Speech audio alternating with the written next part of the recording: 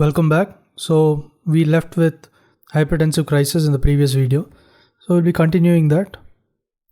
So under hypertensive crisis, let me erase this and write again. So we have to look at hypertensive crisis.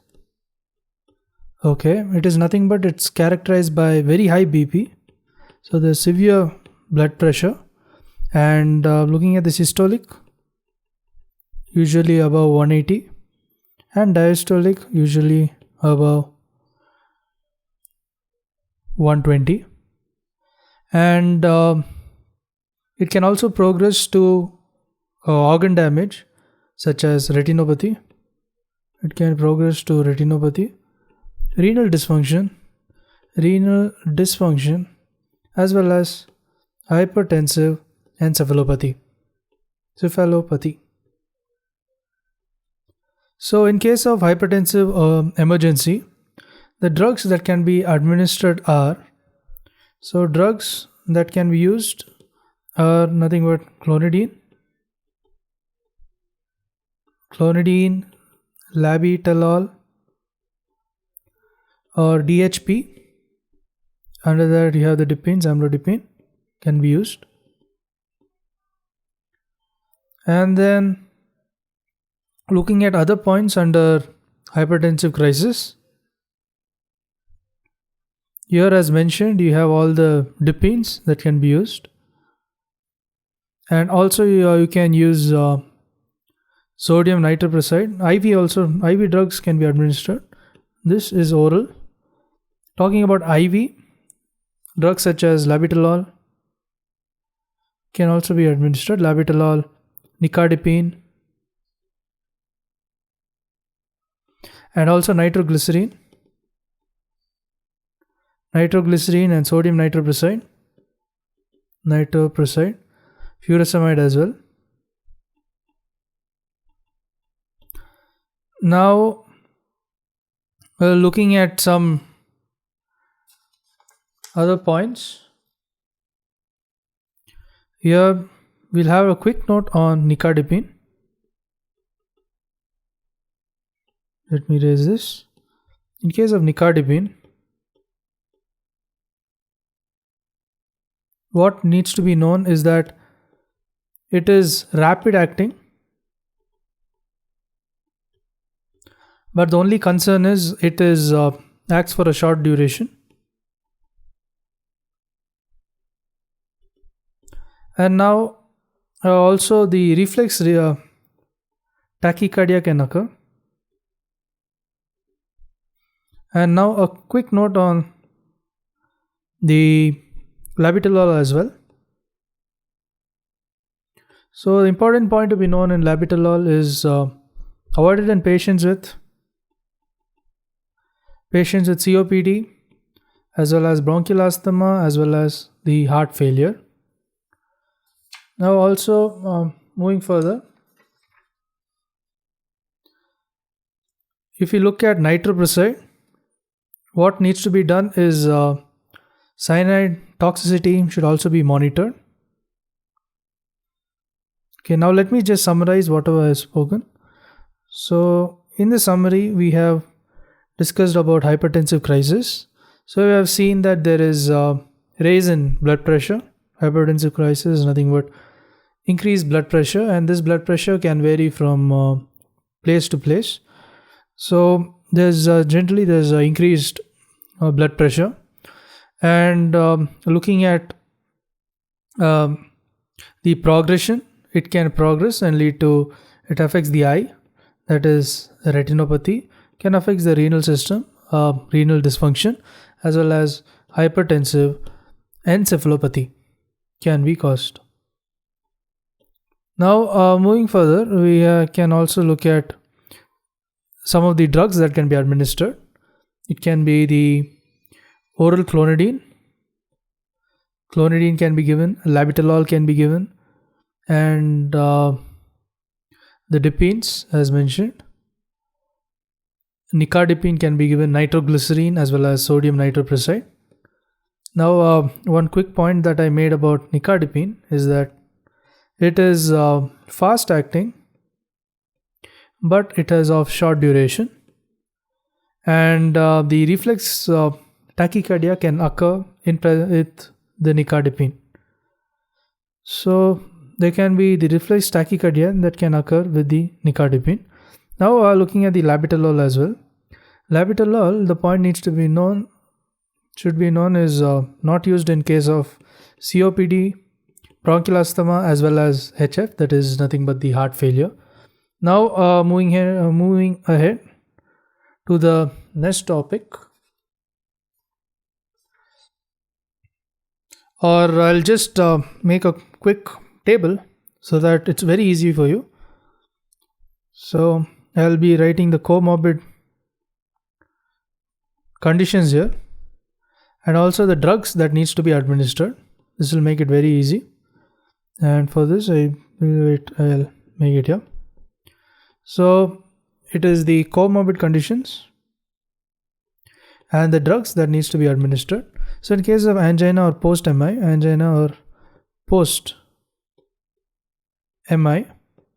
what needs to be done is beta blockers, ACE inhibitors as well as ARBs should be administered. Looking at CCF as well as left ventricular failure, ACE inhibitors and loop diuretics as well as ARBs to be administered. In case of diabetic complications such as diabetic mellitus or diabetic nephropathy, what needs to be administered is ACE, ARB along with calcium channel blockers can also be administered. In case of bronchial asthma or COPD, calcium channel blockers are administered. Calcium channel blockers are administered. And then looking at hypertensive emergencies that we just discussed before, hypertensive emergencies. Under hypertensive emergencies, we can look at sodium nitroprusside as well as labetalol and nitroglycerin. Now looking at condition that is benign prostatic hyperplasia. In such a case, selective alpha blockers can be given, And in case of pregnancy, this is important to know. In case of pregnancy, the drug that can be administered will be nifedipine. And this will be sustained release, as well as labetalol, alpha methyl dopa, and as well as hydralazine can be administered. Now I'll be quickly summarizing what I have just spoken here. So I have just mentioned the comorbid conditions and drugs. So in case of angina, post-MI, what can be given is beta blockers, ACE inhibitors, as well as ARBs.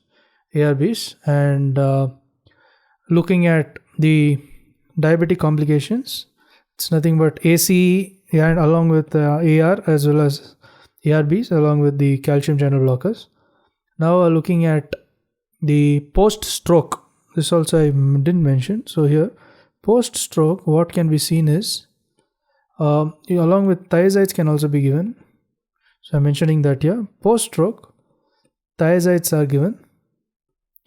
And talking about benign prostatic hyperplasia, there is alpha blockers. So it's nothing but selective alpha blockers.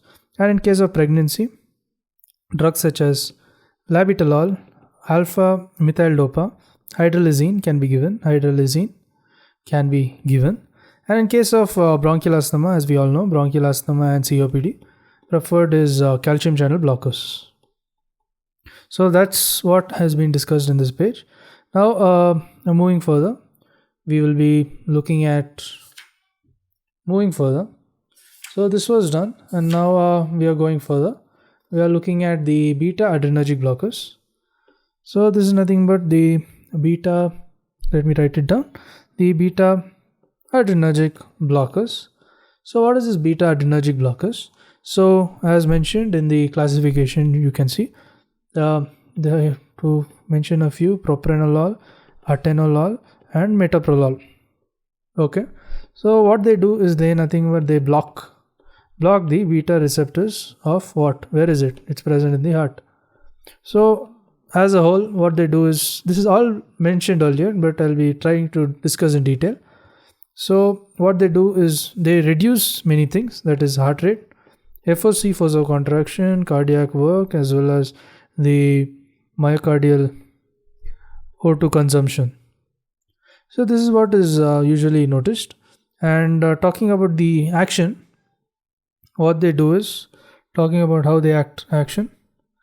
So in case of action, what is noticed is it has slow onset of action, and it is used in case of angina prophylaxis as well. And it improves exercise tolerance and reduces the frequency of anginal episodes. So in case of angina, it is very important, it is used. And also decreases the mortality in case of MI patients. And it should be started very early. And in such a case, cardioselective beta blockers are preferred. Quickly looking at the adverse effects. What are the adverse effects? Can induce bradycardia, can cause heart block, as well as bronchospasm. So here, as you notice, everything is with B, bradycardia and bronchospasm, with the bronchial asthma. So now and also other point to note is increase in LV end diastolic volume, left ventricular end diastolic volume. So this is what has been discussed so far. So I'll be quickly recapping them. So we have just gone through the beta blockers. So I'll be telling about the summary. So we went through the beta blockers. Beta blockers example being propranolol, metoprolol, atenolol. And what they do is they block the beta receptors, as the name suggests, and decreases the heart rate, force of contraction, as well as the cardiac workload. Decreases the force of contraction, cardiac workload, as well as the myocardial oxygen consumption. And other thing is they have slow onset of action, and it is used in case of angina prophylaxis, And what needs to be known is it should be started early. It decreases the mortality rate in case of the myocardial infarction. And some of the adverse effects we have discussed, that is, we studied it with B, that is bradycardia, as well as bronchospasm. And another one is also the heart block that we have studied. So heart block as well. Now, this is the summary of the page. Now moving further, we will be looking at other points. That is, what is the disadvantage?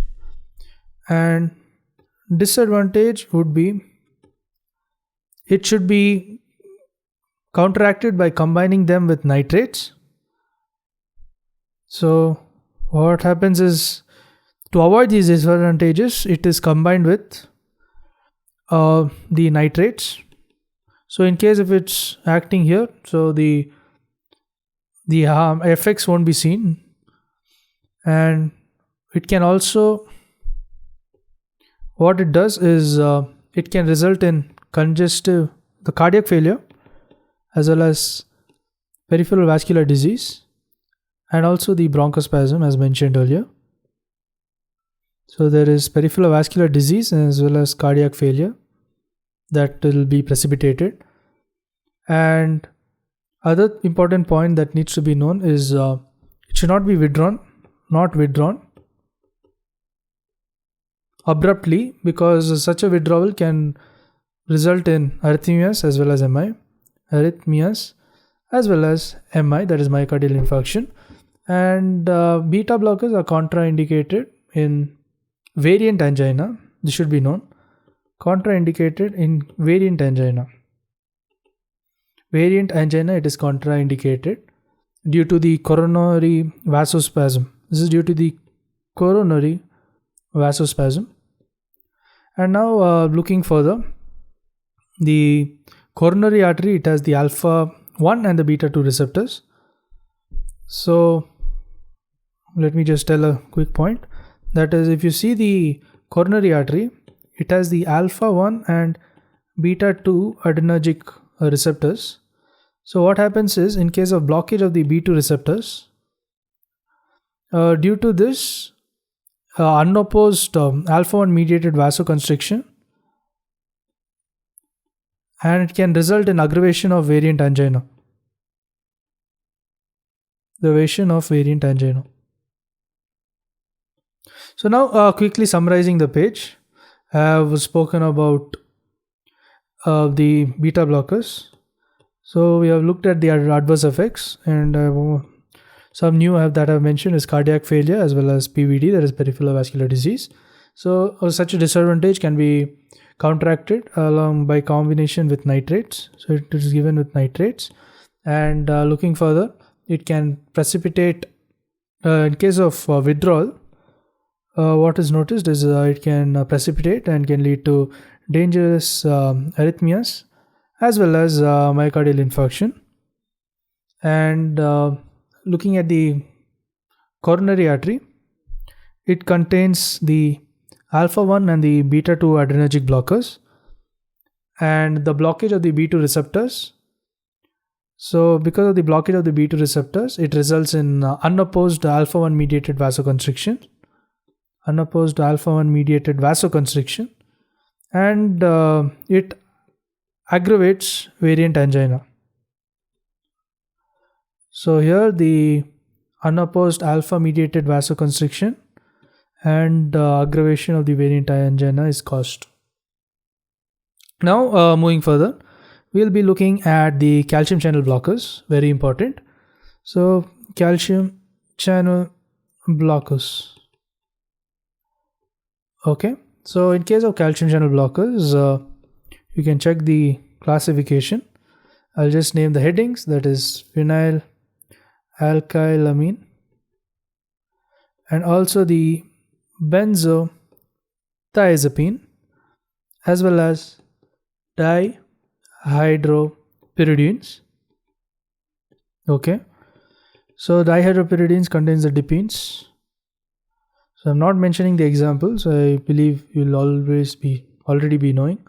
And looking at the mechanism of action, so here the calcium channel blockers, it blocks the L-type calcium channel. So the L-type calcium channels are blocked by binding to the alpha 1 subunit. So the L-type calcium channel is blocked and the calcium entry is prevented. And due to this, there's no excitation, contraction, coupling in the heart and vascular. So there's no excitation, contraction, coupling in heart as well as vascular smooth muscle. Okay, so just summarizing the page, we looked upon the calcium channel blockers, and we know the examples. That is, it is divided into phenylalkylamine, benzodiazepine, as well as the dihydropyridines. These are the classification of the calcium channel blockers. And we looked upon the mechanism of action. That is, it acts on the L-type, voltage sensitive L-type calcium channels. And what it does, it binds to the alpha subunit. Because of the bind of the alpha subunit, it prevents entry of calcium into cell. So entry is prevented, calcium entry is prevented, and there's no excitation, contraction, coupling in the heart. So no excitation, contraction, coupling in heart as well as the smooth muscles. Okay, so that was the mechanism of action we studied. Now continuing with the calcium channel blockers, and here we will be looking at pharmacological actions. That is, it acts on cardiac as well as smooth muscle, and they also act on veins as well. Now looking at, I'll draw a flow chart so that it's easier to remember. That is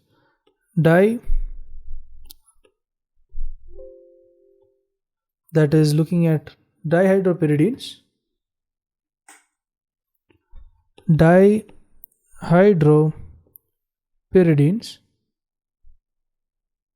what it does is it relaxes the smooth muscle.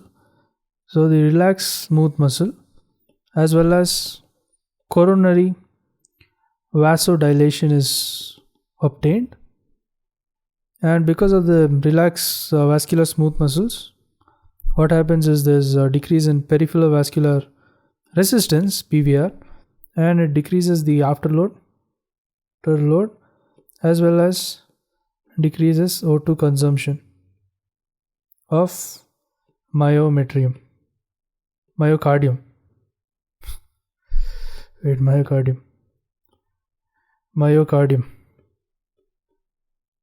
Yes. Now I'll be quickly summarizing what I've just told.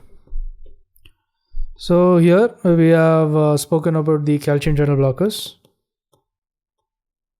and we have looked on the pharmacological actions, that is in case of attacks on cardiac as well as the smooth muscles, and we have seen how the dihydropyridines act. So what it does, it relaxes the smooth muscles, relax vascular smooth muscle, and causes coronary vasodilation, and it also decreases the peripheral vascular resistance and decreases the afterload as well as decreases oxygen consumption by the myocardium. So that's what we discussed. Now we'll be looking further,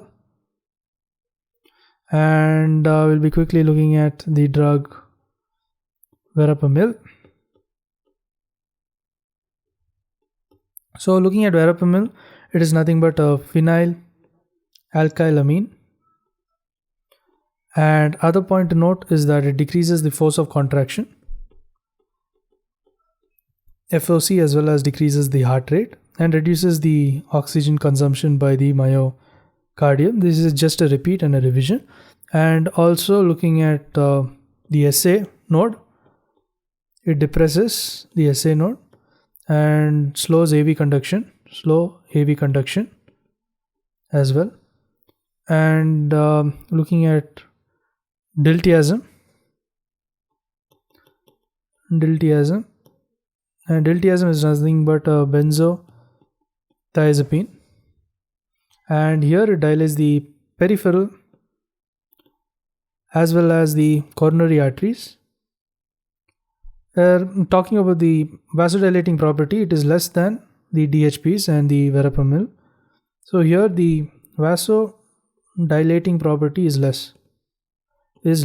So this point needs to be known, and it causes negative inotropic, chronotropic as well as dromotrophic effects, and it is used in treatment of angina, hypertension as well as supraventricular arrhythmias. Now the DHPs we have already discussed here, how they act. Now moving further, we'll be looking at a few important drugs, and I'll be looking at the nifedipine and amlodipine. So quickly giving a note on nifi and amlodipine. In case of nifedipine, the points need to be known are it's a pro-type drug. So it's nothing but it's a pro-type drug, and it is predominant action on vascular smooth muscles. It acts on vascular smooth muscles, and it causes the tachycardia, reflex tachycardia seen.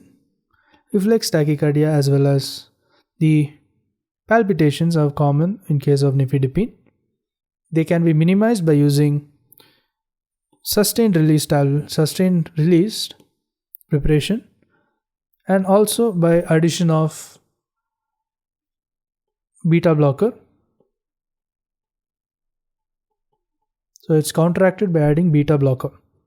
Now quickly summarizing the page, I have discussed on the few drugs such as verapamil.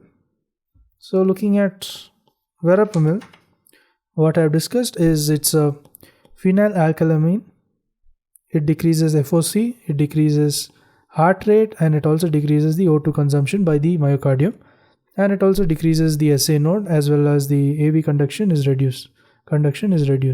Now we also looked at diltiazem. what we saw is diltiazem, it has less effect compared to that of the verapamil as well as the DHPs. So it has a lesser effect, lesser than the verapamil and DHPs, and it can be used in case of the angina, hypertension, as well as hypertension, as well as supraventricular arrhythmias. We also looked at the DHPs, how it acts. That was in the previous page, so I won't be touching that. We looked at nifedipine, important. Nifedipine, what we saw is it is a pro-type drug. It is used in case of the it acts on the vascular smooth muscles, that is VSM, and it can result in reflex tachycardia as well as palpitation. It can be minimized by the addition of beta blocker, these effects.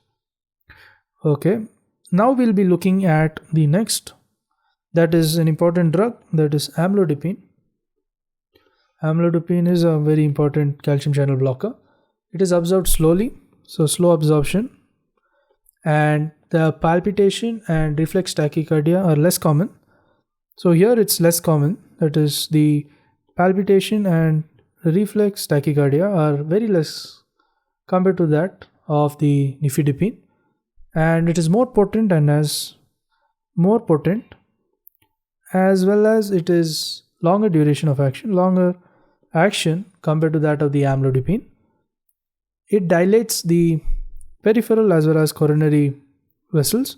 Peripheral and the coronary are dilated. A high oral bioavailability is there. It is used in case of angina and hypertension.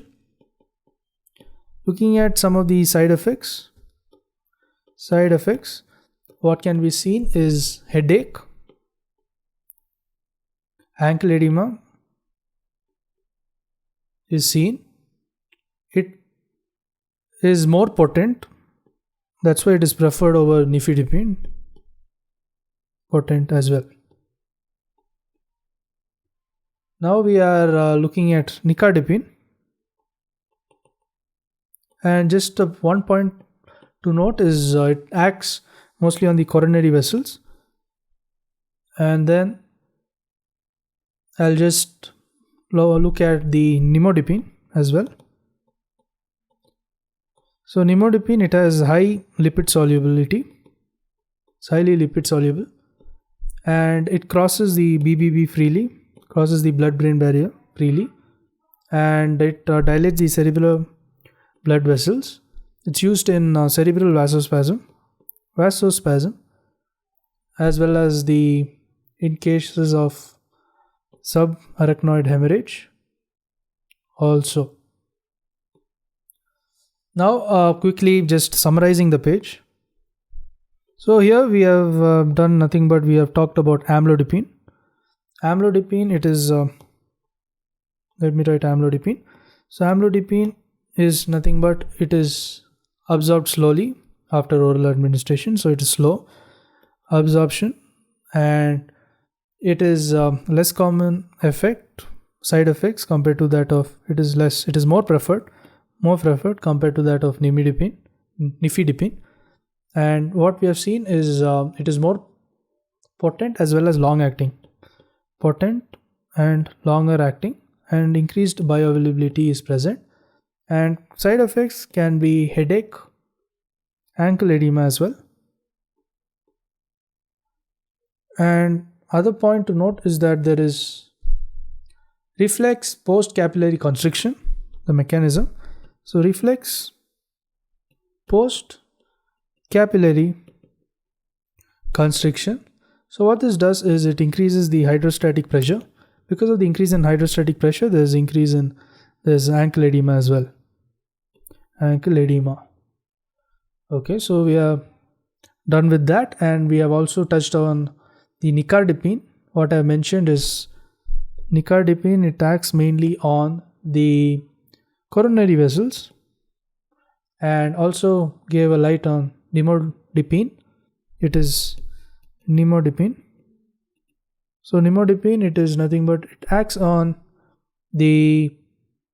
it's lipid soluble, highly lipid soluble, crosses the blood-brain barrier freely, and it dilates the cerebral blood vessels as well. Okay, so this page is also done. Now moving ahead, we'll be looking at the peak pharmacokinetics of the calcium channel blockers. So it is observed well in the GI tract, and they undergo a first pass metabolism, varying degree. First pass metabolism is also it undergoes, and it is bound to highly plasma bound. Okay, plasma protein bound, and it has varying degree of first pass metabolism, as mentioned earlier. And as usual, liver, and it is excreted in the urine. Now looking at the important part of calcium channel blockers, that is nothing but the uses. Where is calcium channel blockers used? Channel blockers uses are nothing but it can be used in exertional angina. So angina only, there are variants. It can be used in exertional angina, can be used in variant angina, as well as unstable angina. And it can be used in case of supraventricular arrhythmias, as well as hypertension, hypertrophic cardiomyopathy, migraine, Raynaud's phenomenon, and also it is used for uterine relaxation in case of premature labor. It's used in treatment of cerebral vasospasm as well. Okay, now let me just summarize what I have just spoken here. So here we have spoken about the pharmacokinetics.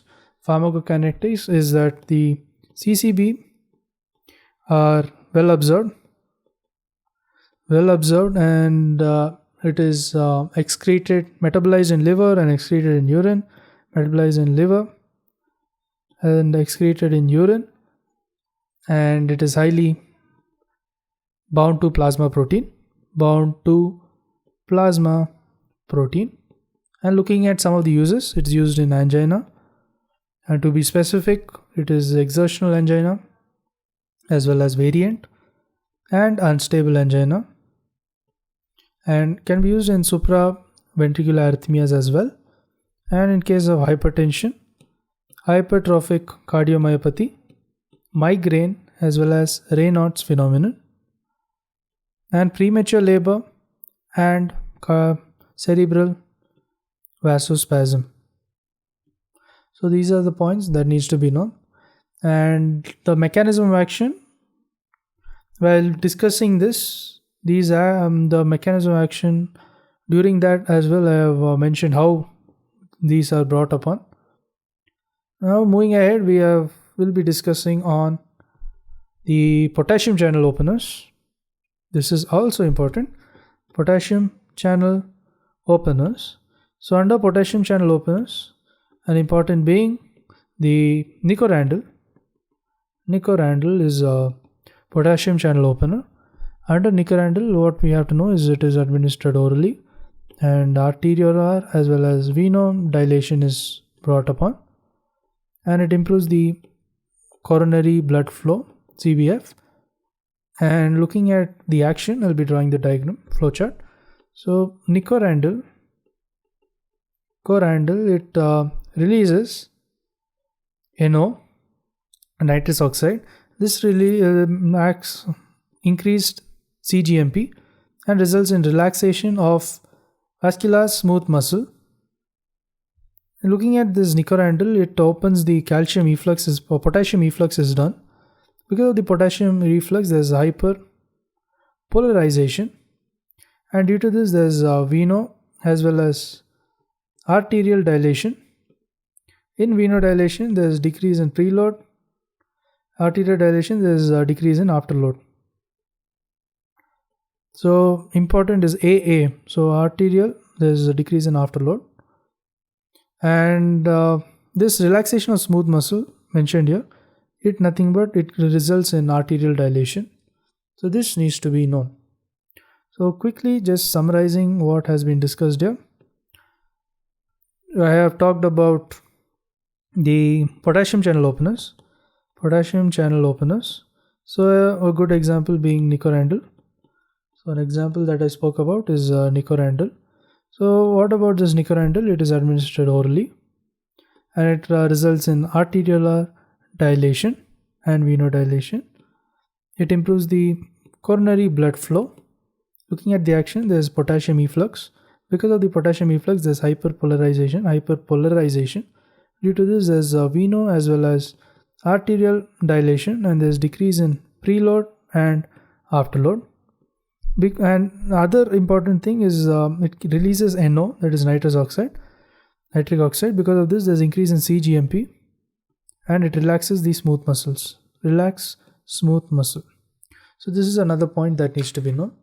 Now moving ahead, we'll be looking at some combination that can be used or that should not be used. Now firstly we'll be looking at Nicorandil versus beta blockers, most preferably propranolol. So this combination, what happens is there's increase in effect of this combination, and also there is decrease in adverse effects. This nitrates and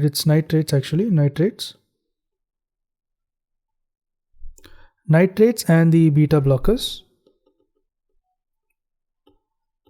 So this nitrates, it counteract the increase in LV, left ventricular end diastolic volume associated with propranolol, and also the nitrates, it results in arteriolar dilation and causes decreased perivascular resistance and causes reflex tachycardia. And propranolol, it blocks the reflex tachycardia that is associated with the nitrates. So propranolol, it does not cause reflex tachycardia, it blocks it. And looking at the blockage of beta blockers, so because of the blockade of the beta 2 receptors, what happens is tags on the coronary artery. This is nothing but the alpha 1 and beta 2. Due to this, there is unopposed alpha 1 action and it leads to coronary spasm. So this will be nothing but a revision of whatever we have discussed so far. So now quickly I'll be summarizing what we have discussed in this page. So we have seen the combination therapy of nitrates along with propranolol, that is a beta blocker. So we have seen there's increase in effect when done so, and there's a decrease in adverse effect. So here there is increase in so nitrates, what it does, it counteracts the increase in left ventricular end diastolic volume associated with propranolol. So it counteracts the increase. Okay. And nitrates, other point is it results in arteriolar dilation and decreases the peripheral vascular resistance. So, and results in reflex tachycardia. This can be reversed by the presence of nitrates. This can be reversed by propranolol, beta blocker. And also looking at the blockage of beta 2 receptors. Beta 2 receptors, what it does, it causes unopposed action on alpha 1 and it resists coronary spasm. So these points needs to be known.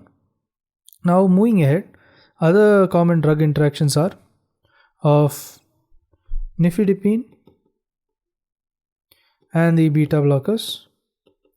So in such a case, what happens is beta blockers blocks reflex tachycardia as mentioned before, tachycardia, and coronary vasospasm by beta blockers is prevented.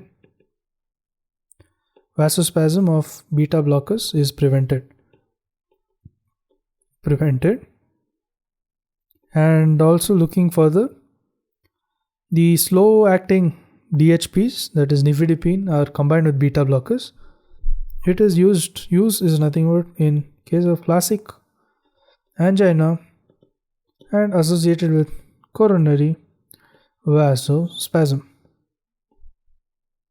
Now looking further, we'll be also doing with beta blockers along with verapamil as well as diltiazem. This has been discussed and it will be discussed again because it's important. And the combination should not be used, so do not use this combination. So why? It can cause cardiac depression, and depressive effect is on SA node as well as AV node, and cardiac contractibility is also affected. Because of this, heart failure as well as cardiac arrest can occur. And we'll be also looking at CCB along with the nitrates, calcium channel blockers along with nitrates. And here there is additive reduction in myocardial O2 demand, reduction in myocardial O2 demand, and increased cardiac blood flow. That's improvement in cardiac blood flow. And this combination is useful. It's very useful in case of severe variant angina. It can be used. Now quickly summarizing the page, we can see that we have discussed on nifedipine and the beta blockers. Nifedipine is nothing but DHP. So summary, we can see nifedipine with the beta blockers. Beta blockers, what it does, it blocks the reflex tachycardia, and that is associated with the nifedipine. And coronary spasm by beta blockers is prevented, and coronary spasm is also prevented. Another point is the combination is useful in case of classical angina associated with coronary vasospasm. And moving further, the beta blockers along with verapamil and diltiazem, what we are seeing is it should not be used in case of it causes the depression on the cardiac depression, and the effect is seen on the effects on the SA node, AV node, as well as the cardiac contractibility is affected. And we also looked upon the nitrates along with calcium channel blockers, and this combination is very useful, whereas the previous combination we discussed is not that useful. So CCBs, it acts on decreases the myocardial demand for oxygen, and also the improvement of cardiac blood flow is seen. So it is used in case of variant angina, it is used. Now moving further, we'll be looking at the use of nitrates along with the beta blockers along with the calcium channel blockers, and this combination is useful in case of severe as well as resistant case of exertional angina as well as unstable angina. Now I'll be quickly representing it in form of diagrams so that will be easier. So as you see, these nitrates, what it does is it is venodilators, and it decreases the preload and the end diastolic volume as well. Look at propranolol, it decreases the heart rate, the FOC as well as the cardiac output, and increases the left ventricular end diastolic volume and pressure. So this is how it is balanced. So here this end diastolic volume is reduced, whereas here the left ventricular end diastolic volume is increased in case of beta blocker, that is propranolol. Now looking at the nifedipine, what is seen is it causes arteriolar dilation, and it leads to PVR, that's peripheral vascular resistance, and decrease in BP is seen, and it causes reflex tachycardia. Now looking at the nitrates, as mentioned earlier, it decreases the preload. And the calcium channel blockers, what it does is it decreases the afterload. Nitrates preload, whereas calcium channel blockers, it decreases the afterload. And now moving ahead with, in case of the nitrates, calcium channel blockers, what happens is that in case of nitrates, there is decrease in preload, whereas in case of calcium channel blockers, there's decrease in afterload and there's improvement in coronary blood flow as well. And along with beta blockers, what you see is there's decrease in, wait, I'll be writing here since I have not used this space. So to make it clear, nitrates, it decreases the preload, whereas the calcium channel blockers, it decreases afterload as well as improve coronary blood flow. Beta blocker, what it does is it decreases the heart rate, force of contraction as well as the cardiac work. So this is used in case of exertional angina. Okay, so now I'll be summarizing the page. So what we have discussed is nothing but nitrates along with beta blockers and calcium channel blockers. Nitrates with beta blockers as well as calcium channel blockers. So as we mentioned, the nitrates, what it does, it decreases the preload and it decreases the end diastolic volume.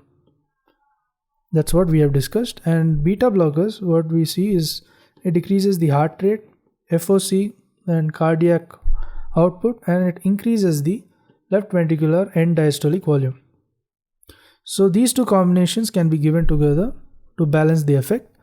And looking at the nifedipine and the beta blockers, nifedipine along with beta blockers. So this nifedipine, what happens is there's a decrease in PVR as well as BP and causes reflex tachycardia. And beta blockers can block this effect. And we looked upon the calcium channel blockers here.